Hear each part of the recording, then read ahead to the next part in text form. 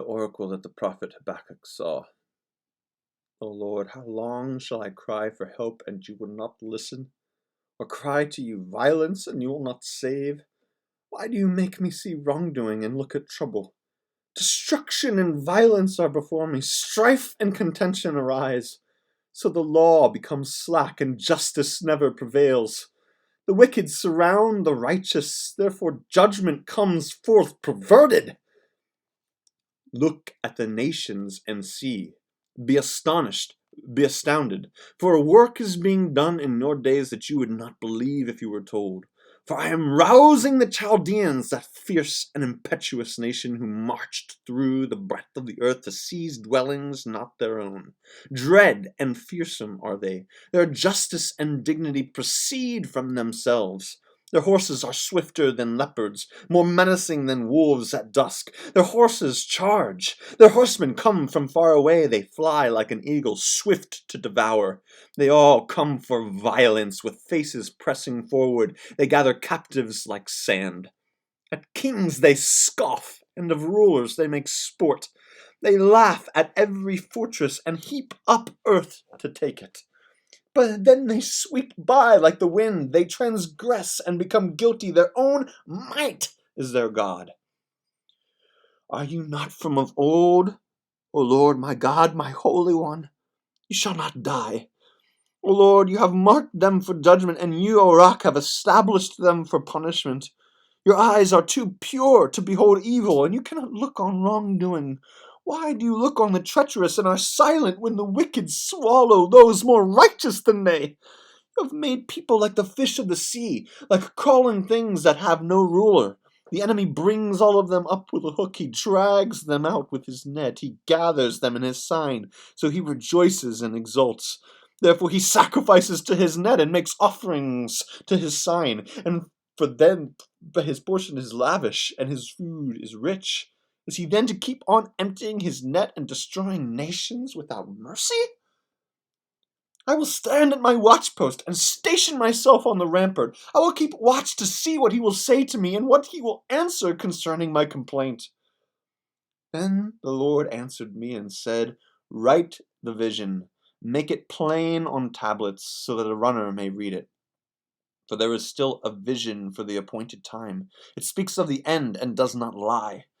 If it seems to tarry, wait for it. It will surely come, it will not delay. Look at the proud. Their spirit is not right in them, but the righteous live by their faith. Moreover, wealth is treacherous. The arrogant do not endure. They open wide their throats, wide as Sheol. Like death they never have enough. They gather all nations for themselves and collect all peoples as their own. Shall not every one taunt such people, and with mocking riddles say about them, Alas, for you who heap up what is not your own. How long will you load yourself with goods taken in pledge? Will not your own creditors suddenly rise, and those who make you tremble wake up? Then you will be booty for them, because you have plundered many nations. All that survive of the peoples shall plunder you, because of human bloodshed and violence to the earth, to cities and all who live in them. Alas for you who get evil gain for your house, setting your nest on high to be safe from the reach of harm. You have devised shame for your house by cutting off many peoples. You have forfeited your life. The very stones will cry out from the wall, and the plaster will respond from the woodwork. Alas for you who build a town by bloodshed and found a city on iniquity. Is it not from the Lord of hosts that peoples labor only to feed the flames, and nations weary themselves for nothing? But the earth will be filled with the knowledge of the glory of the Lord as the waters cover the sea. Alas for you who make your neighbors drink, pouring out your wrath until they are drunk in order to gaze on their nakedness. You will be sated with contempt instead of glory. Drink you yourself and stagger.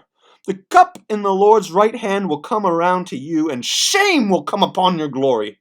For the violence done to Lebanon will overwhelm you. The destruction of the animals will terrify you, because of human bloodshed and violence to the earth, to cities and all who live in them. What use is an idol once its maker has shaped it? A cast image, a teacher of lies? for its maker trusts in what has been made, though the product is only an idol that cannot speak. Alas for you who say to the wood, "Wake up," to silent stone, "Rouse yourself." Can it teach? See, it is gold and silver-plated, and there is no breath in it at all. But the Lord is in his holy temple. Let all the earth keep silence before him.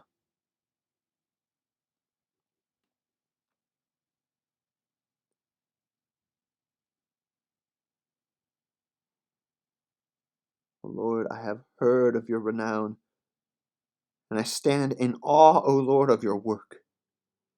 In your own time, revive it. In our own time, make it known. In wrath may you remember mercy. God came from Teman, the Holy One from Mount Paran. His glory covered the heavens, and the earth was full of his praise.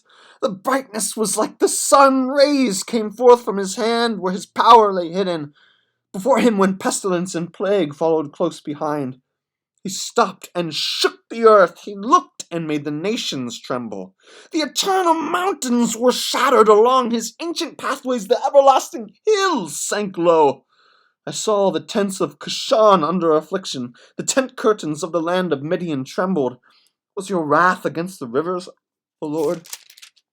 Or your anger against the rivers, or your rage against the sea, when you drove your horses, your chariots to victory?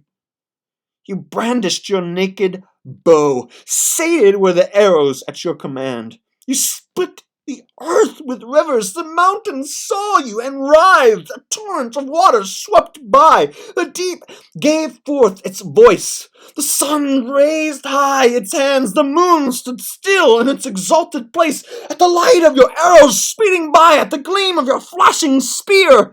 In fury you trod the earth. In anger you trampled nations. You came forth to save your people, to save your anointed. You crushed the head of the wicked house, laying it bare from foundation to roof. You pierced with their own arrows the head of his warriors, who came like a whirlwind to scatter us, gloating as if ready to devour the poor who were in hiding. You trampled the sea with your horses, churning the mighty waters. I hear and I tremble within. My lips quiver at the sound. Rottenness enters into my bones, and my steps tremble beneath me. I wait quietly for the day of calamity to come upon the people who attack us. Though the fig tree does not blossom, and no fruit is on the vines, though the produce of the olive fails, and the fields yield no food, though the flock is cut off from the fold, and there is no herd in the stalls, yet I will rejoice in the Lord. I will exult in the God of my salvation. God the Lord is my strength. He makes my feet like the feet of a deer, and makes me tread upon the heights.